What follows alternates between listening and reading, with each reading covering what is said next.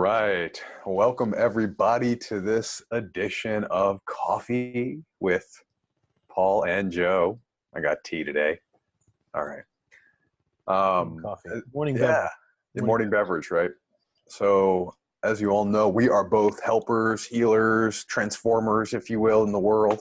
Change agents. Change agents trying to make a difference. I do personal and professional growth coaching, work with a lot of men and a few wonderful women. Really to help them shift and grow in their relationships, in their career, their physical health, their mindset, their well-being. At the end of the day, it's about getting more of what we want and less of what we don't want. And I love doing that work. So I do primarily coaching work.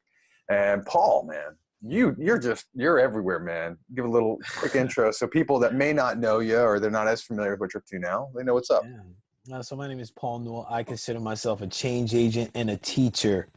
I help people shift energy, whether it's through mindfulness, movement, some processes where there's ways for people to let go of expectations and beliefs so they can reach a higher level of themselves.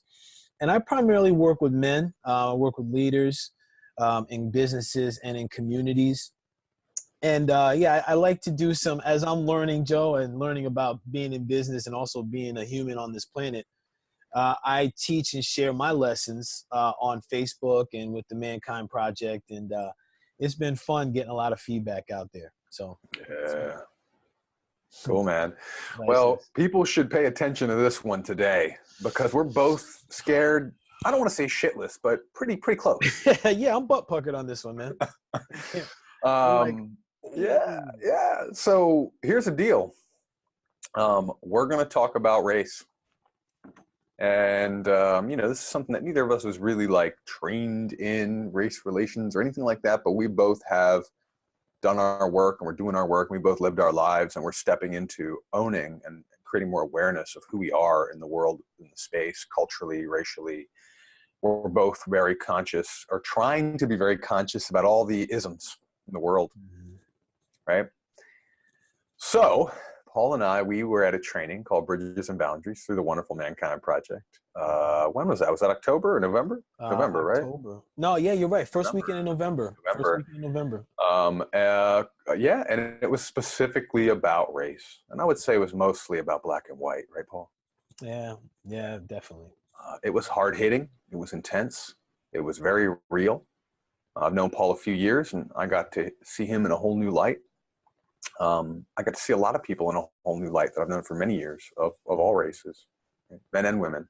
Yeah. Powerful experience, man. Powerful experience, very challenging. And the people who put on the training, they taught us something about the racism root kit.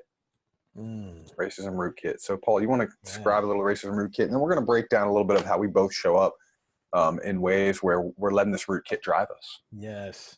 So this was I got, this had the most impact on me in the weekend, this root kit. And, and I'm going to do my best to explain it as best as I remember it. But what the root kit is the technical definition is it's something in a computer system or operating system that's hidden.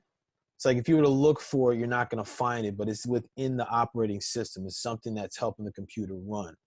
And for any technical people, if you're here and you're more familiar with, you can write in the comments just like some specifics. But what it basically is something is running the system that you're unconscious of, that you're unaware of. Yeah. And how this root kit was really powerful is that it talked about it from that ism and privilege side of perspective. And then what really flipped the script for me, Joe, was when they talked about it from the internal oppression perspective, the internal oppression root kit. So as Joe is describing it from the ism, from his perspective, I'm going to explain it from mine because I felt like it's you said we're trying, like I feel like we're trying to get that level of awareness. I feel like we're doing it. It's just we're seeing things now that we didn't even realize were there. Yeah. Like this really isn't like, it's like, oh, whoa. And it gives us a level of awareness. I feel like as we go into this disclaimer would be, this is about achieving awareness. It's not about a right or wrong or labeling, or it's just like we're describing something that can come up in people, and it can be applicable in communities, relationships, work, you may see some of these things come out that when they go unattended to can create havoc, can create dissension, unease, Yeah. anger, negative emotion, perpetration. It's so the rootkit is unconscious, to sum it up. It's just something that operates in every single one of us and is based on conditioning that we've accumulated, whether it's through family, friends, social environment, internal, external environment. Right. Yeah, leave it at that. Yeah, yeah, I love it. I love it. And you know, it is pretty much conditioning, but there are certain elements that are connected to our like evolutionary psychology. Mm-hmm. In some ways, we are designed to protect ourselves first. Yeah. And these rootkit behaviors, they help us protect ourselves Mm-hmm. on both sides, you know? Yes. So you gave a beautiful explanation. That piece just hit me at the end there, where some of it is like just related to our survival instincts too, right? So yeah, man. So we're going to each kind of hit on a couple of these that we dance with at times. I guess I'll give you the choice here. Would you like to lead us off? You want me to start with one? What are you feeling? I'm good either way, man. I'll kick one off. Okay. I'll kick it off. Okay. The internal oppression rootkit piece that stuck out for me that I do all the time is deference. Mm. So from the internal oppression perspective, it's basically, these are the things that I can do as a Black man in this culture that I give away my power to someone of privilege unconsciously. Mm. So it could be, hey, I'm going to let you go first. Okay. Yeah. Or you know what? Like, like someone bumps into me. Sorry. You apologize. Me apologizing. Right. Or offering up like, and it can happen a lot. I feel like it can happen for people of color, for women, for people that are older in society, for people that are disabled. It's and it's something that can come from whether it's a internal perspective or perception of shame or conditioning, like, okay, well, this person has the power. Yeah. I am no one. And it's it's something for me, it's something that comes up in society. I mean, like, we're taught, if you think about in our school systems, we're taught about slavery around Black History Month. That's deference. Like, people owned other people, right? They're not really talking about people of color that were inventors and creators, right, as much as like there was a time in our history when there was slavery and people were owned and whipped. What about the time? There was a time in our history when people of color created the Washington monuments, like, and they didn't work on it. They drafted it, like, so it creates this space of deference. And it's something I see myself do a lot, especially growing up, like, growing up in a predominantly white and affluent town. I didn't, like, my family was not white or affluent. And so I felt like, oh man, we're less than, like, man, look at the houses that these people have. So I found like, well, they must know something I don't. So please. So that's a big one. I feel like that can happen for a lot of people. And if people watching feel like it's happening for you, that's something to be aware of. Like, whoa, man, why am I giving away my power here? Yeah. Like, what makes me, or not even why it's right or wrong, but what makes me want to give away my power here? Interesting. Yeah. What about for you? What comes up for you? Well, I'm quickly curious about, like, just this. It could be 1 sentence, 2 sentences, whatever. It doesn't need to be a whole thing. But how much of that was just implicit through the culture, and how much was explicitly told to you? Get out of the way. Get out of the way. If you want to be safe, get out of the way. It was told to me. It was told to me, and I felt like it was. When I was in corporate, I felt like it was almost like a classist type of thing. Like, all right, well, I'm in this position, or I make this much money, so you peon, like, you go over there. Right. So it was something that I feel like was conditioned. But I remember my mom, to keep us safe, she would be like, all right, listen, man, you know what, just let them take care, let them go. Yeah. It's okay, let them go. Like, but no, let them go. And Yeah. she probably had a benefit to it, but at the same time, there was something else to that. Was like, whoa, like why to let them go Mm-hmm. and not them? So yeah, Got it. both end. Thank you. You're welcome. Yeah, I imagined. I was just wondering how much, because it still feels, it's not surprising, but it surprises part of something, my soul, my spirit, something, my body, when I hear so many of the things that, my African American friends have been taught to do to stay safe, Mm-hmm. like Yes. explicitly, so. Yes. Oof, yeah, Chris Rock's got a whole huge bit on his last special, Tamarine, about how he explicitly teaches his daughters, to watch out. Right? Yes. It's Yes. powerful. It's Oh crazy yeah, powerful. man. Wild, man. Anyway, so for me, I caught myself actually at that training living right into the root kit of denial and I don't understand. Like, these are two separate things. Denial would be like, nah, that doesn't happen. I don't see that happening. I don't do it, so people must not be doing it, right? Or I don't understand is when we literally just go like, well, I don't get it. Why is it a big deal? Or this experience makes no sense to me, when it has to be understood by us for it to be validated or heard or acknowledged or acted upon, right? So I'm gonna give you an example, right? This is gonna be hard. Shit. Okay. Here we are, baby. Here we are. Yeah, man. So we were at this training, and there were several women of color there, and there were two things that came up that I noticed my my root kit for racism and sexism. So one was some of the facilitators, actually both men and women of color, were talking about, when I write something, I get all these comments about, oh, you write so well. Oh, you're so eloquent, right? What powerful writing, what profound writing. And in my mind, I thought, well, why is that racial? Because people say that to me too. I don't know if I can trust them. I don't know if it's true. I don't know where their expectations come from, but I hear that too. So how is that a race thing? Now I instantly realized the ignorance, as you would put from a video last week. I realized the ignorance in that, because for me, it's probably expected.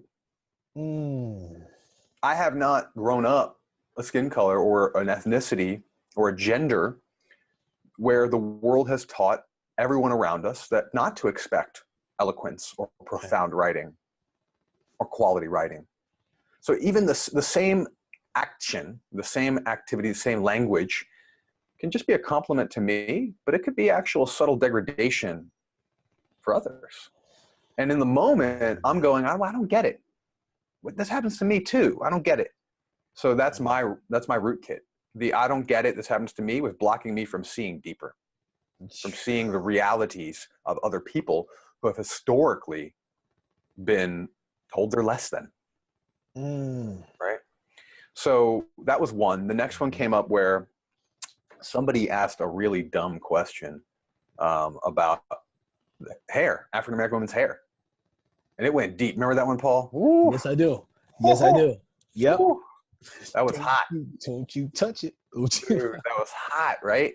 Yeah. And yeah, man. And I totally get it. Like, no one's body should be violated or just commented upon all the time, right? I don't dig it. I grew up obese, man. People know this about me. Comments about my body came daily, and people just expected it. It was okay. They can tell me what I should and shouldn't be. They could tell me how I should and shouldn't look, or I shouldn't wear this shirt, or they're going to make fun of me because of my body or whatever, right? So I'm used to taking that on, and it sucks.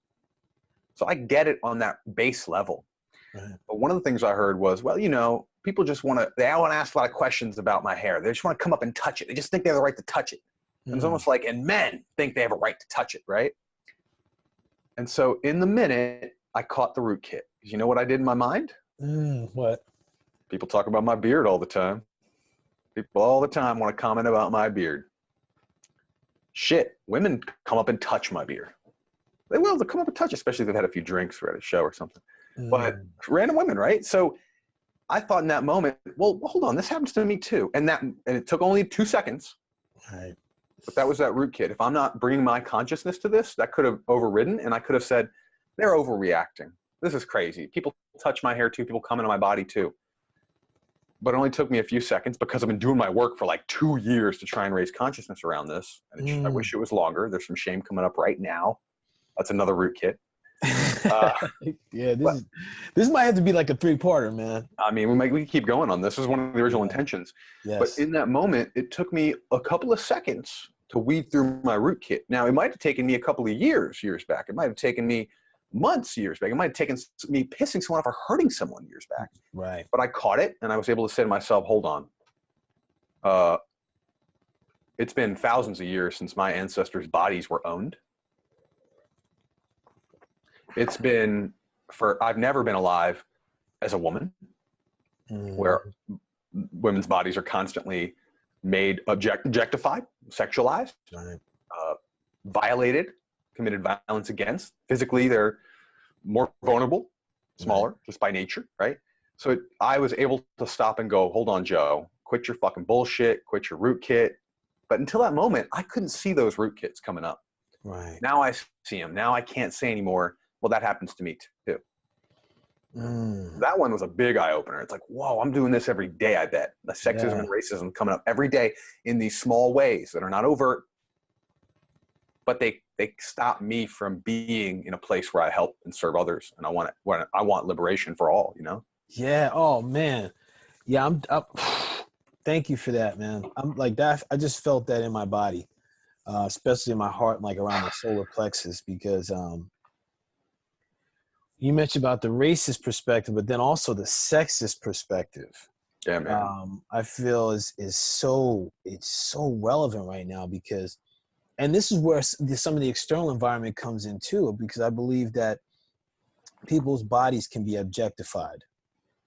So it's like we see it on a picture, we see it like there's a desire for it. It's almost like, well, shoot, if I'm seeing it right there, I can go touch it. No, you can't. No, you can't. And the thing that I'm curious about is like when it's come up for you since the event, right? What's a way or two that you've addressed it in the moment? Is it just, well, actually, is it internal? Is there something internal, external? Just what is it? What's happened for you? Yeah. So typically that's going to be more internal for me. I'm going to notice it, catch myself. Definitely happened a few times here and there. Pretty regularly, and I just stop and I just try and think, process it a little bit, and I just try and be more aware. So it's a matter of getting out of my own way. I caught myself a little bit last night. I was talking to a woman who's doing like a PhD in computer science. Right. And she was like, man, this and that, how like women get treated in that field, you know? Right.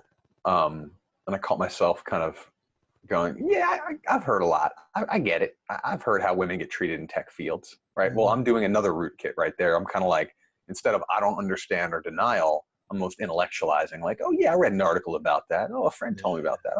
So I had to stop myself in that moment and go, hold on, I'm doing it. And I said, okay. I said to her, literally, I said, I can imagine, I can guess.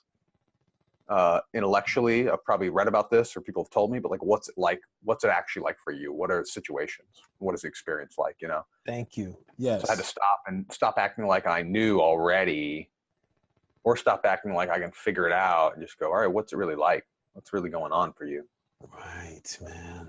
Thank you for that. That's what I just like knowing you. I had a feeling that's what you would do. Yeah. Because like, especially from what we've talked about since that workshop. And I think that's important for people to hear, because there's going to be times when the rootkit's going to come up. So you can look at it internally as far as, oh, well, wow, this is all right. Wow. I noticed this. But what you said, Joe, specifically you, when you said, well, I can assume I can read all these things and intellectualize, but what is it like for you? Or tell me more about that experience. I think that's a piece that in our culture, if we're open, if we even invite, like, okay, if that thought comes in like, oh, well, shoot, man, people have asked to rub my head too. Like, so it's first as a white man says, well, I'm bald, and people have asked me what rub my head. Like, why is it, help me, are you open to sharing what is the impact for you? Right. Are you open to sharing what's the impact for you? Because then it's a learning on both sides. Because on one side, person privileged may not say, may not understand. And then the person of color may say, or the person of difference may learn something about themselves and their feelings. Yeah. About what's really coming up. So I think it's a learning piece on both ends. Yeah, we have to be courageous enough to be curious and ask those questions and know, like, I said this. I sit in a group for about 2 years now. We meet once a month. That's just examining race and masculinity and intersectionality. And I said to them last time, I was like, guys, I see us still trying to figure out how to do this without getting hurt or messy or hurting someone else. Like, we're not going to get better at this without screwing up. Right. So it's that, like, courage to screw it up, the courage to ask the question that's like, maybe that's too far, too deep, Yeah. Right. Getting a little hands dirty. Yeah. I don't know how long we've been on this. Huh? I don't even know either. Yeah, it feels like, man, because I feel like we can go on to this and be like, oh, Junk Joe, it's 7 p.m. So, I really appreciate us going into this, and and you had a couple in there. I think the one other one that came up for me, is doing twice as much and being humble about it as an internal oppression rootkit. Oh, man. So growing up, talk about like growing up, it was like, I remember my dad and my mom and brothers like, look, man, sometimes you got to do twice as much to outshine and get that opportunity where other people may not have to do as much. Yep. And then I remember my mom being like, well, listen, that's great, baby. Be humble though. Make sure you stay humble. I'm like, okay, that's good. Make sure you do this now.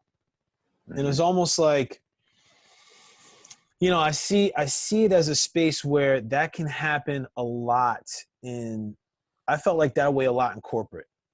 Mm-hmm. Right. And in my life in general, like, you and I have talked about, like, I try to fill and pack my schedule and like, go, hustle, all these things. Right. Try to do twice, 3 times as much as anybody else to be like, shine. And then all of a sudden, like, I'll be in the background, like, nah, man. I'm like, I'll watch the spoils, but I'm like, nah, man, I'm good.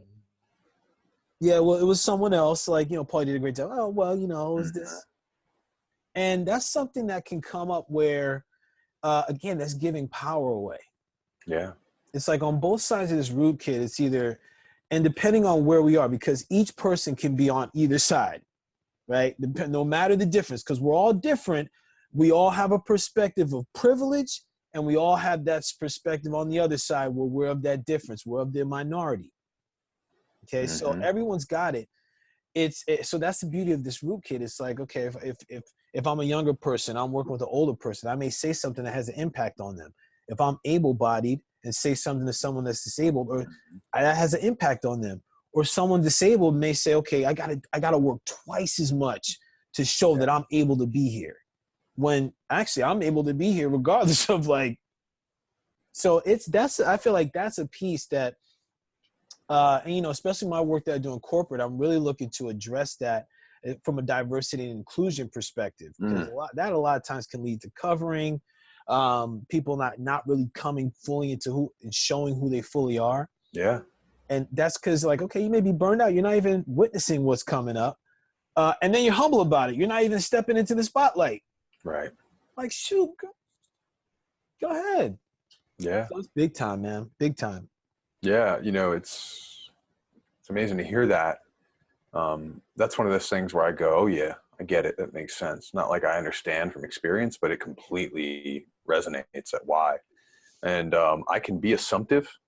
Right. Or I can kind of ask, is there let's go, you willing to go slice deeper? All right.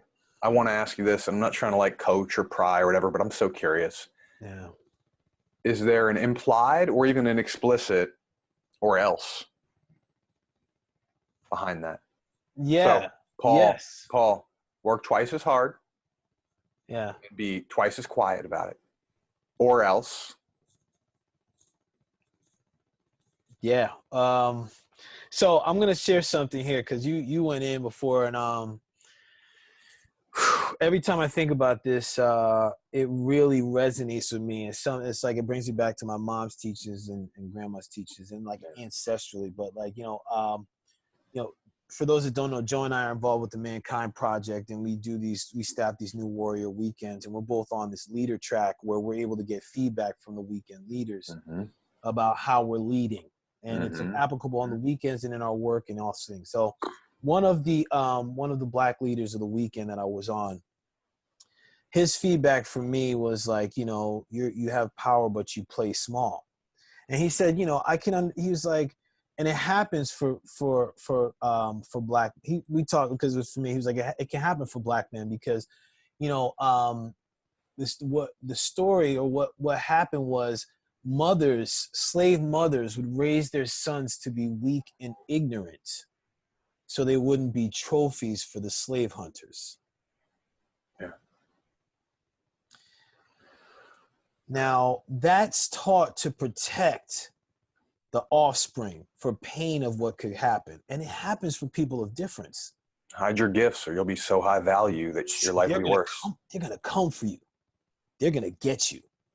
You better keep your mouth shut or else.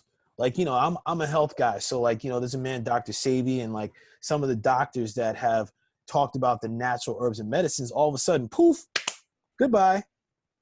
Most healthy people are gone. So there is this strong or else that's ancestral, that's a collective consciousness, really, that's still being pumped into the collective. Yeah. People of color, people of difference are going to experience, even for women. Like, like there's this, our society now has created where women have to be subservient. Like there was cultures thousands and thousands of years ago, women were the top. Yeah. Well, women. There weren't wars. There weren't, like, I was watching something on Gaia TV and they talked about the feminine warrior. I was like, oh my goodness, thousands of years ago. But now it's like, look. Yeah. And you notice how that's shifting now, right? Yeah. Yeah. Absolutely. For tens of thousands of years, we've been way too afraid of women's power to stop dominating them. Right. And so same thing happens, I think, with people of different races. Yep.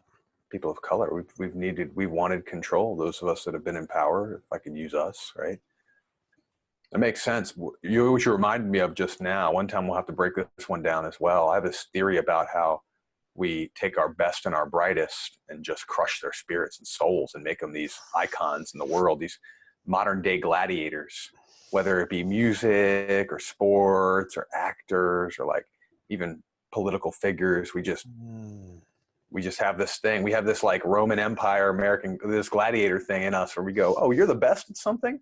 Well, let's give you a lot of money, but crush your capacity to be a real human, Anyway, that's another time. Yeah, and that could be very racially charged.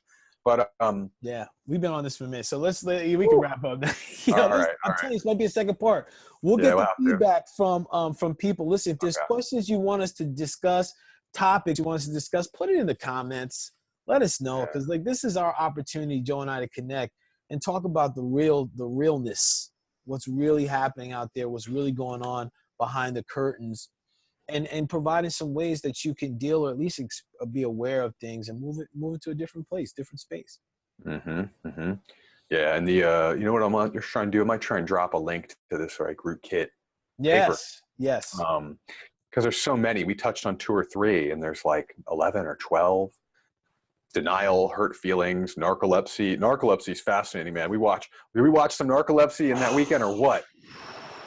We watched some narcolepsy. We watched some smart, amazing, powerful white dudes with like leader track or PhDs go, like they just shut down. Yes. Literally, just stop. Like brain function stop.